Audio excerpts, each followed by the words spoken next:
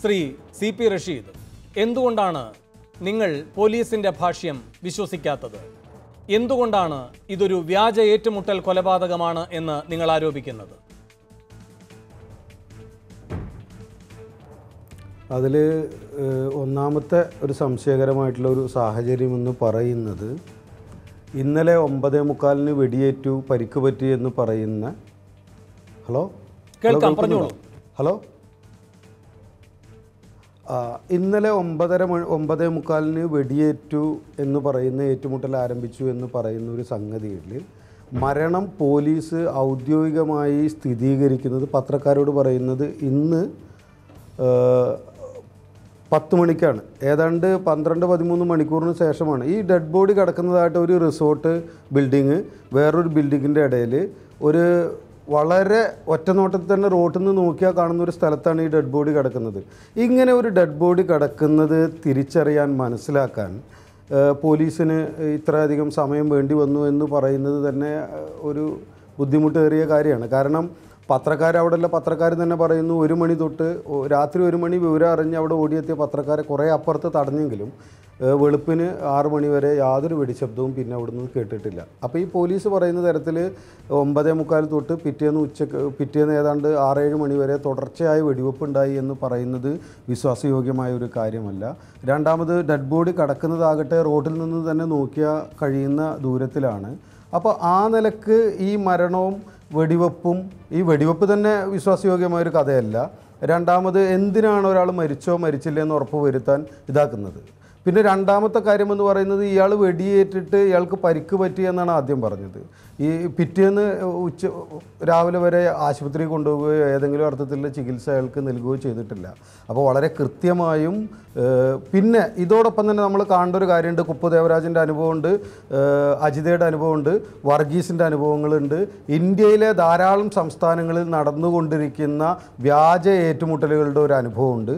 ഈ അനുഭവത്തിൻ്റെ അടിസ്ഥാനത്തിൽ ഇത് പരിശോധിക്കുമ്പോൾ കൃത്യമായും മനസ്സിലാക്കാൻ കഴിയുന്നൊരു കാര്യം, കൊല്ലണമെന്ന ഉദ്ദേശത്തോടു കൂടി വളരെ ചെറിയൊരു സംഘത്തെ വലിയ ഒരു ഫോഴ്സ് വന്നിട്ട് വളഞ്ഞിട്ട് ഭീകരമായ തരത്തിൽ ആക്രമണം നടത്തി കൊലപ്പെടുത്തുകയായിരുന്നു ചെയ്തത്.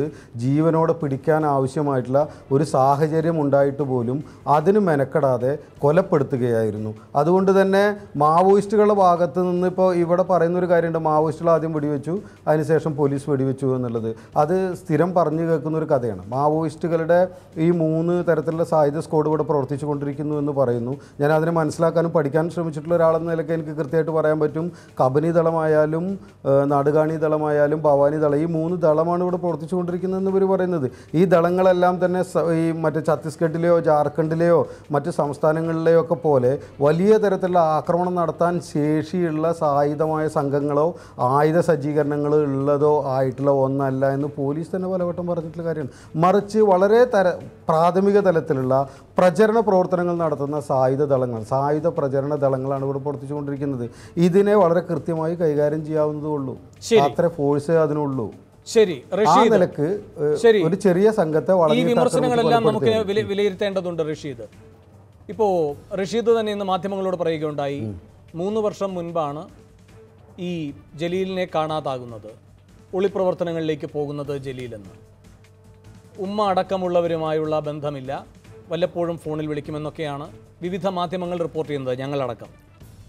റഷീദ് ഉമ്മയെ കണ്ടല്ലോ, ഉമ്മയോട് എന്താണ് പറഞ്ഞത്? അല്ല, ഞാനവിടെ പോയി ഡെഡ് ബോഡി തിരിച്ചറിഞ്ഞു, ജലീലാണെന്ന് ഉറപ്പ് വരുത്തി. ഡെഡ് ബോഡി അവർ 10 മണിക്ക് നാളെ പോസ്റ്റ്മോർട്ടം കഴിഞ്ഞിട്ട് വിട്ടു തരാമെന്ന് പറഞ്ഞിട്ടുണ്ട്. അപ്പോൾ അത് അടക്കം ചെയ്യാൻ ഏറ്റുവാങ്ങാം. ഇതാണല്ലോ എനിക്ക് പറയാനുള്ളത്. ഉമ്മ എന്താണ് പറയുന്നത്? ഇപ്പോൾ കുപ്പു ദേവരാജിൻ്റെയും ഈ പറയുന്ന അജിതയുടെയും ഒക്കെ അനുഭവം നമ്മുടെ മുന്നിലുണ്ട്. ഏത് വിധത്തിലാണ് ഇൻക്വസ്റ്റ് നടപടി, പോസ്റ്റ്മോർട്ടം നടപടികൾ പുരോഗമിച്ചത്? എവിടെയാണത് പൊതുദർശനത്തിന് വെക്കണമെന്ന് മനുഷ്യാവകാശ പ്രവർത്തകർ ആവശ്യപ്പെട്ടപ്പോൾ അവർക്ക് നേരിടേണ്ടി വന്ന അനുഭവം? ഏതൊക്കെ രൂപത്തിൽ ബന്ധുമിത്രാദികൾക്ക് പോലീസിൽ നിന്ന് നേരിടേണ്ടി വന്ന തിക്താനുഭവം? ഇതൊക്കെ നമ്മുടെ മുന്നിലുണ്ട്. ഇതാണ് നിങ്ങളെ വരും മണിക്കൂറുകളിൽ കാത്തിരിക്കുന്നത്. അതും നിങ്ങൾ അഭിമുഖീകരിക്കുന്ന യാഥാർത്ഥ്യമാണ്. എന്താണ് കുടുംബാംഗങ്ങൾ ആലോചിക്കുന്നത്? തീർച്ചയായിട്ടും ഞങ്ങളെ സംബന്ധിച്ചിടത്തോളം, എന്നെ സംബന്ധിച്ചിടത്തോളം കുടുംബത്തെ സംബന്ധിച്ചിടത്തോളം ജലീൽ എന്ന് പറയുന്ന ഞങ്ങളുടെ സഹോദരൻ ഒരു സാമൂഹ്യ വിരുദ്ധനാണെന്ന് ഞാൻ വിചാരിക്കുന്നില്ല. അയാളുടെ രാഷ്ട്രീയത്തിനോട് വിയോജിപ്പോ യോജിപ്പോ ഉണ്ടാകാം.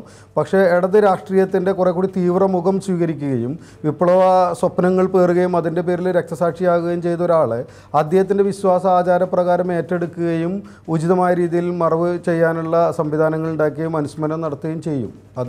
അതിന് ഞങ്ങൾ പാണ്ടിക്കാടുള്ള ഞങ്ങളുടെ പ്രദേശത്തെ ആളുകൾ സന്നദ്ധമാണ്, വ്യത്യസ്ത സംഘടനകൾ സന്നദ്ധമാണ്, പൊതുവിൽ ജനങ്ങൾ സന്നദ്ധമാണ്, ഞങ്ങളും കുടുംബവും സന്നദ്ധമാണ്. തീർച്ചയായിട്ടും അർഹിക്കുന്ന ബഹുമാനത്തോടു കൂടി തന്നെ അദ്ദേഹത്തെ മറവ് ചെയ്യുമെന്ന് തന്നെയാണ് പറയാനുള്ളത്. ശരി.